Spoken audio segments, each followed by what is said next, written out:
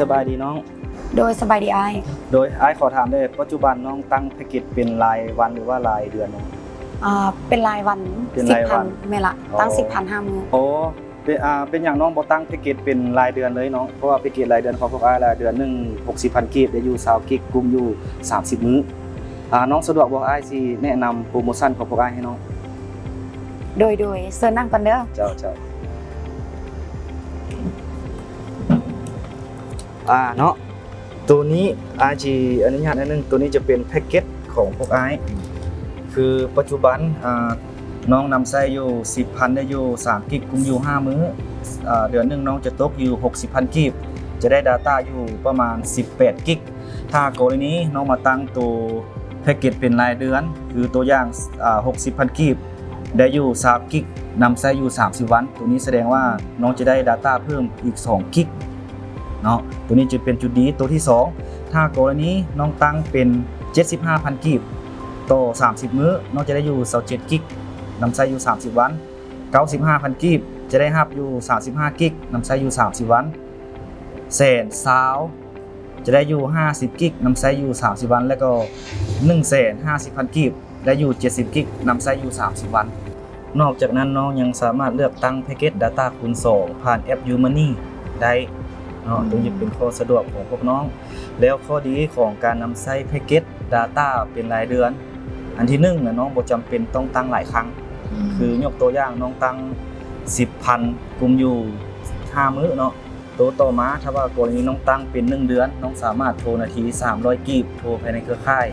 กรณี Data น้องหมดน้องยังสามารถดินได้อยู่ซึ่งว่าความไวจะลดลงอยู่512ถือว่ายังสามารถดินได้อยู่เนาะตัวนี้น้องสนใจบ่โดยสนอยู่อ้ายโอ้น้องตั้งเลยบ่หรือว่าใดๆเนาะตั้งเลยวิธีการตั้ง Data ของพวกอ้ายจะมีอยู่2วิธีอันที่1น่ะตั้งผ่านหน้าจอคือน้องจะตั้งผ่านหน้าจอเนาะคือกดดอกจัน209ดอกจัน132สี่เหลี่ยมแล้วโทรออกตัวนี้แต่ว่าเงินในบัญชีพื้นฐานน้องต้องมีอยู่ 60,000 กีบน้องจะได้ Data อยู่20กิกนำใช้อยู่30วันอันนั้นเป็นตัวที่1ตัวที่2น้องสามารถเลือกตั้งผ่าน YouMoney เพื่อรับ Data คูณ2หรือว่ารับส่วนลด 55% น้องตั้งแอป YouMoney แล้วบ่ตั้งแล้วตั้งแล้วเข้าแอป YouMoney ของน้องเลยเนาะแอป YouMoney น้องอยู่ใส่เจ้า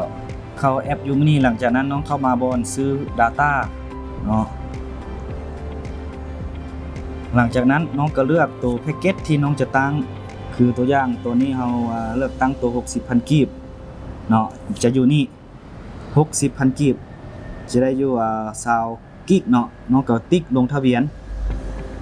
ในนั้นมันจะให้น้องเลือกเป็นแพ็กเกจ Data คูณ2หรือว่าเลือกส่วนลดถ้ากรณีน้องเลือกแพ็กเกจ Data คูณ2แล้วแม่น้องจะได้รับส่วนลดถ้าน้องรับส่วนลด 15% แล้วแสดงว่าน้องจะได้จ่ายแต่54,000 กีบจะดูให้น้องอยู่ 10% เนาะหลังจากนั้นน้องก็ใส่รหัสYouMoney ของน้องแล้วหลังจากนั้นก็ทอดขั้นตอนต่อไปแล้วเงินYouMoneyเด้น้องฮู้บ่เอาเข้าบ่ยังน้องสามารถเอาเงินเข้าบัญชี YouMoney ได้อยู่4ช่องทางที่1คือพนักงานคืออ้ายเนาะหรือว่าพนักงานยูนิเทลทุกคนช่องทางที่2คือบอนเคาน์เตอร์ป้องบริการทั่วประเทศช่องทางที่3ก็คือช่องทางร้านตัวแทนของพวกอ้ายช่องทางที่4คือธนาคารการค้าบ่ธนาคารลาวเวียดหรือว่าธนาคารร่วมพัฒนาน้องสามารถเอาเข้านำได้ตรงนี้เนาะแล้วส่วนแพ็กเกจตัวน้องจะเลือกตั้งคูณ2บ่หรือว่าจะเลือกตั้งตัวแพ็กเกจธรรมดาคูณ2เลยเจ้าคูณ2เลยเนาะโอเคซั่นอาสิตั้งตัวคูณ2เนาะ 60,000 กีบเนาะคูณ2น้องจะได้อยู่40กิกนำใช้อยู่30วันนะน้องเด้อเจ้าเนาะขั้นตอนคือจังซี่เลยน้องเข้ามาแบบนี้แล้วก็เลือกตัวคูณ2ครับหลังจากนั้นน้องก็ใส่รหัส YouMoney ของน้องเนาะหลังจากนั้นก็รอท่า OTP ถือว่าสำเร็จแล้วติดตั้งสำเร็จแล้วน้องเด้อสำเร็จแล้วเจ้าขอบใจขอบใจน้องเด้อขอบใจหลายเจ้าไอ้ขอตัวก่อนเจ้าโดยโชคดีเจ้า